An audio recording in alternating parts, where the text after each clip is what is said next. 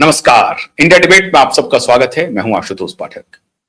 मित्रों, राजनीति बहुत निष्ठुर होती है।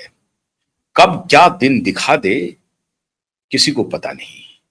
कभी आप अर्श पर होते हैं, कभी फर्श पर होते हैं, कभी आसमान में, कभी बीच में भी कई बार लटक जाते हैं।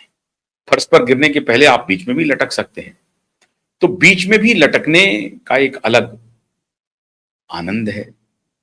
नीचे वाले आनंद देते रहते हैं कि साहब बीच में लटक गया है, और ऊपर वाले कहते हैं कि बड़ा ऊपर आने की सोच रहे थे तो बीच में लटक गए। अब ऊपर वाले सोच रहे हैं कि हमारे तरफ आ जाओ, नीचे वाले सोच रहे हैं हमारी तरफ आ जाओ। दोनों का खेल चलते रहता है। ये किसी के रेफरेंस में नहीं होता है, ये उस राजनीतिक जिंदगी के बारे में मैं बता रहा हूं कि राजनीतिक जिंदगी में कोई ना कोई तो प्रतिद्वंद्वी होता है। तो कोई प्रतिद्वंद्वी ऊपर होता है, अब कोई प्रतिद्वंद्वी नीचे होता है। तो ऊपर वाला प्रतिद्वंदी सोचता है कि हमारे अंदर आ जाओ जो बीच में फंसा हुआ है, और नीचे वाला प्रतिद्वंदी कहता है हमारी तरफ आ जाओ। तो स्थिति यही हो गई है सुश्री ममता बनर्जी की। दिन बिल्कुल खराब चल रहे हैं, और जब दुर्दिन चलने लगे तो फिर साया भी साथ छोड़ जाता है। तो सब तो छोड़ ही रहे हैं।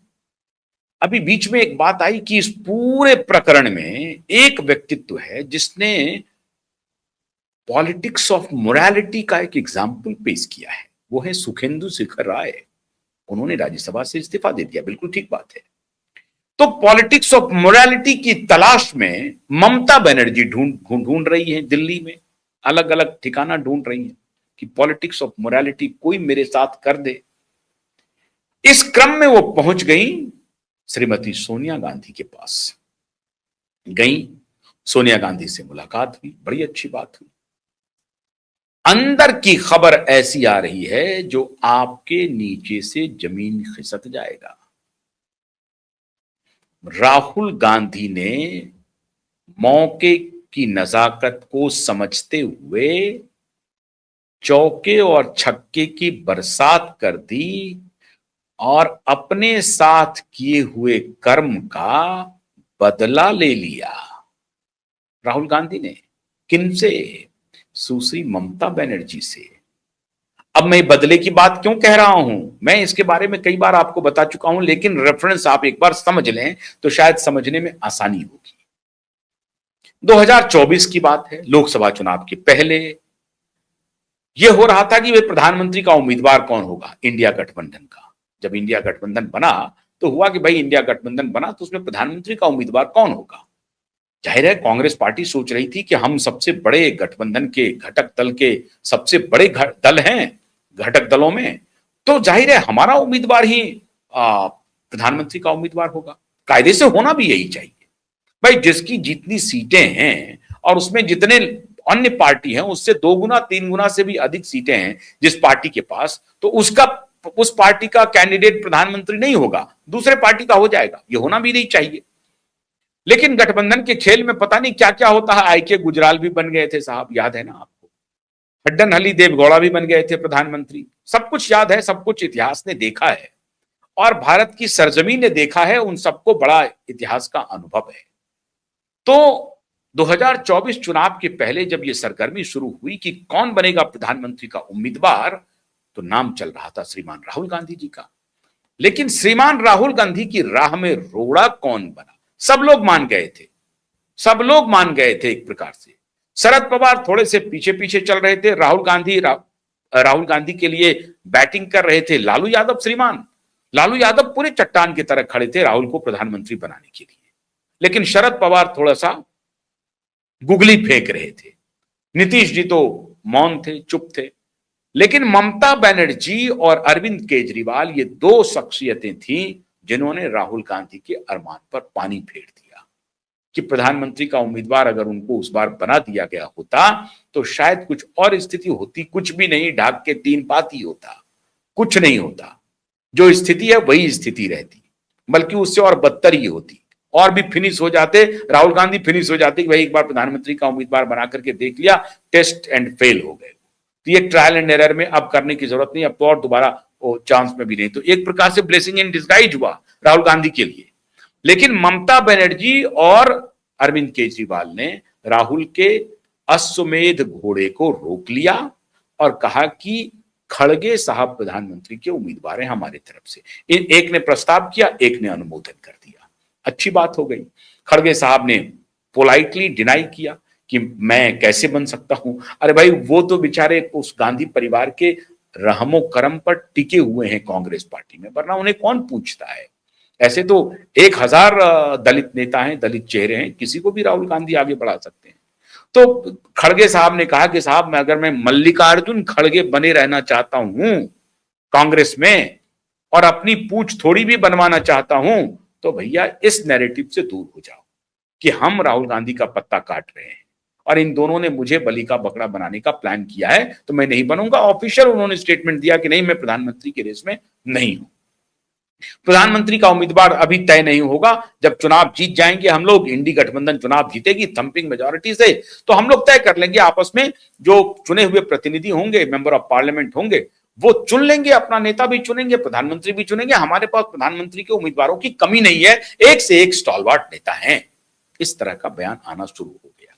लेकिन राहुल गांधी के 2024 के अरमान पर पानी फेरने वाली में से ममता बनर्जी और श्रीमान फेरने वाले थे अरविंद केजरीवाल।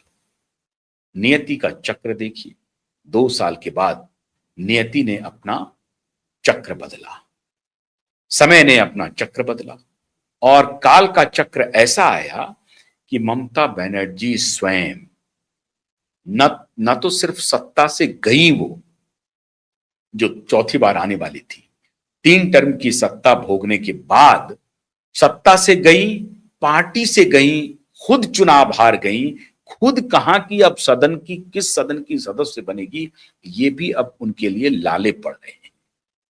क्योंकि लोकसभा में अगर कोई सीट छोड़ भी दे, उस पर एक अलग विवाद चल रहा है, वो भी बताऊंगा कि कैसे कैसे विवाद चला, वो भी अभी मैं बताऊंगा इसी में। लेकिन वो सीट के लाले पड़ रहे हैं ममता जी को, बहुत मुश्किल है। ममता जी खत्म हो गई एक प्रकार से। अब वो आई सोनिया के दरबार में, सोनिया से मिली तो जरूर, लेकिन अंदर की खबर मित्रों ये है कि राहुल गांधी का संदेश है ममता बनर्जी के लिए, आपके पास 2 ऑप्शन हैं। या तो आप संघर्ष कीजिए, नई पार्टी बना करके, आपके 20 एमपी चले गए, वो कल को 22 भी हो जाएंगे, क्योंकि अभी यह खबर आ रही है कि 3 यूसुफ पठान और एक एक्टर हैं देव और दूसरी है जूही करके एक और एक्ट्रेस है, वो भी शामिल हो रही है। किसमें शामिल हो रहे हैं ये लोग? फैक्शन गैंग में, जो अलग धरा बना है श्रीमती काकोली घोष दस्तीदार के नेतृत्व में, उस धरा को ज्वाइन कर सकते हैं। और उधर से सौगतो रॉय, वो नाराज हैं लेकिन पार्टी नहीं छोड़ रहे, वो कहे पार्टी हम नहीं छोड़ेंगे, नाराजगी है, नाराज तो हैं वो भी, सौगतो रॉय भी नाराज है, वो भी मन से ममता बनर्जी के साथ नहीं है। तो ये आंकड़ा पता नहीं 23-24 भी हो सकता है साहब, 28-29 में से समझिए 23-24 उधर चले जाएंगे, ले दे करके बचेंगे शत्रुघ्न सिन्हा, कल्याण बनर्जी, कीर्ति आजाद, महुआ मोइत्रा। कीर्ति आजाद ने कल कहा कि मैं मर जाऊंगा लेकिन ममता दीदी का साथ नहीं छोड़ूंगा, मैं मृत्यु को वर्ण कर लूंगा लेकिन ममता दीदी का साथ नहीं छोड़ूंगा। कल्याण बनर्जी भी साथ नहीं छोड़ेंगे, अभी अभी उनको चीफ व्हिप बनाया है। हालांकि कल्याण बनर्जी के साथ अगर थोड़ा इधर उधर होता, सबसे पहले वही भागने वाले थे, लेकिन कल्याण बनर्जी नहीं भागे, वो भी साथ में रहे। महुआ मोइत्रा तो भागी है कि साथ में है पता नहीं, लंदन में है, वहीं से अब वो अपना ट्वीट करते रहती है। लेकिन शत्रुघ्न सिन्हा, कीर्ति आजाद और कल्याण बनर्जी, और चौथे हो गए आपके अभिषेक बनर्जी, ये 4 उनके साथ तो दिखाई पड़ रहे हैं प्रथम दृष्टया। सयानी घोष 5, ये लोग उनके साथ दिखाई पड़ रहे हैं। बाकी पर शंका है कि कौन रहेंगे, महुआ मोइत्रा इंक्लूडिंग, तो 6-7 दिख रहे हैं। इसके अलावा 20 से 22 तो चले जाएंगे, ये स्थिति है। तो कांग्रेस के आलाकमान ने उन्हें संदेशा दिया कि आपके पास 2 ऑप्शन है, या तो फिर से संघर्ष कीजिए, ये पार्टी का सिंबल अगर चला गया, अगर वो अलग फैक्शन हो गया, उन्होंने क्लेम नहीं किया कि असली हम पार्टी हम हैं, लोकसभा स्पीकर को भी वो देंगे, फिर वो चुनाव आयोग को लिख के भेजेंगे कि चुने हुए रिप्रेजेंटेटिव हमारे साथ हैं, एमपी भी हमारे साथ हैं, एमएलए भी हमारे साथ हैं, राज्यसभा में भी टूट होगी और संगठन को चूंकि उन्होंने डिसॉल्व कर दिया तो नए संगठन का पेंच फंस सकता है और चुनाव आयोग इस पर निर्णय ले सकता है कि चुने हुए प्रतिनिधि जिस फैक्शन के साथ है हम उसको देंगे या नहीं देंगे, ये परिस्थिति बन सकती है।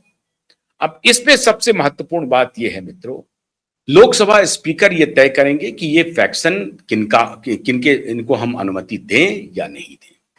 लेकिन राहुल गांधी ने प्रस्ताव रखा कि चूंकि आपकी पार्टी खत्म हो गई है तो आप अपनी नई पार्टी खड़ी कर सकते हैं। आपके पास 5-6 सूरमा हैं, आप हैं, आपके भतीजे हैं, आप शुरू कीजिए। लेकिन अब आपके पास पैसे नहीं हैं,